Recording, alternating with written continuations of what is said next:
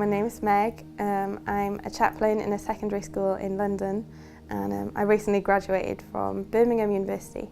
I was always raised Christian, so from as long as I can remember it was church on Sunday, Sunday school, and it was nice. It was home, it was cosy. Yeah, it was just the norm. I didn't know any different to that. So when I got into secondary school, yeah, it was the same. I didn't really feel very challenged. It was, as I said, quite homey until I got to 15 and I just faced a lot of tragedy.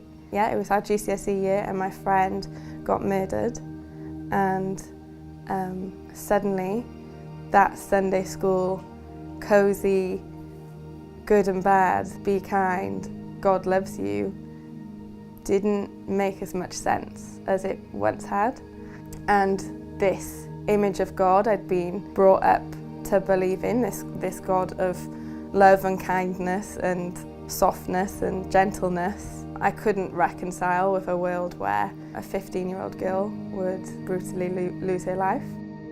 I couldn't find the answers for the pain I was feeling in that God, and I made a choice at 15 that church was no longer for me, that it was up to me to kind of create my own happiness, because God wasn't working out for me. He wasn't hearing me. He wasn't answering me. And I don't think it was that I believed there wasn't a God. That's the funny thing. I don't think I ever stopped believing in God, but I did stop believing that God was good and that God cared for me. So I went to university a year later than I originally planned. And I think looking back, if you were to ask me at the time if I was unhappy, I probably would have said no. I don't think I was unhappy. I think I was restless. I think I was searching for something. I didn't know what. Something was missing. I think I looked in a lot of different places to try and find that, and that lacking, that emptiness, I suppose, was still there.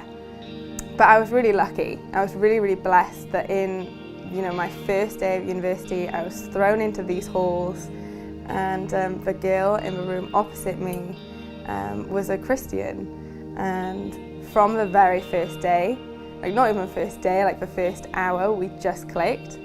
And she didn't take very long to really just start challenging me and asking me questions that people hadn't asked me in a long time. My views on God and on love and on just life. And after a while, she invited me to go to church with her. And at the time I was really homesick. So out of probably just homesickness rather than actual faith or curiosity, I said yes. And that really just opened up the door to me of that possibility that maybe there was still a chance for me and God to figure things out.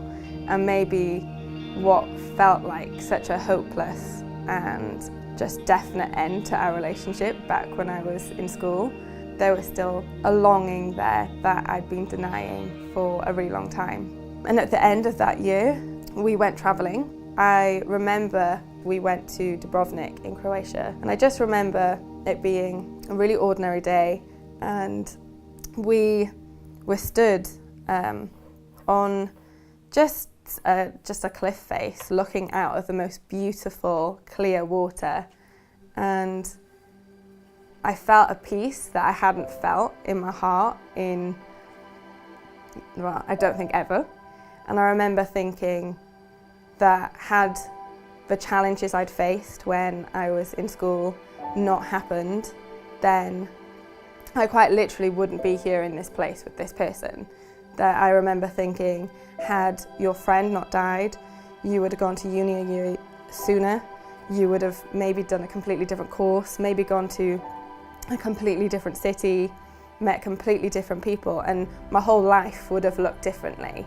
And I knew in that moment that I was exactly where God intended me to be. And I knew that even though I'd lost sight of Him, He had not done that to me. But it wasn't easy, and it still isn't something that is perfect.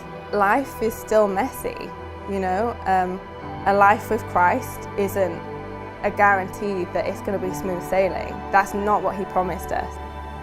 But it is beautiful. a life with Christ is a life where there's hope. There's more sense and purpose to everything, and I can't imagine facing anything without God anymore.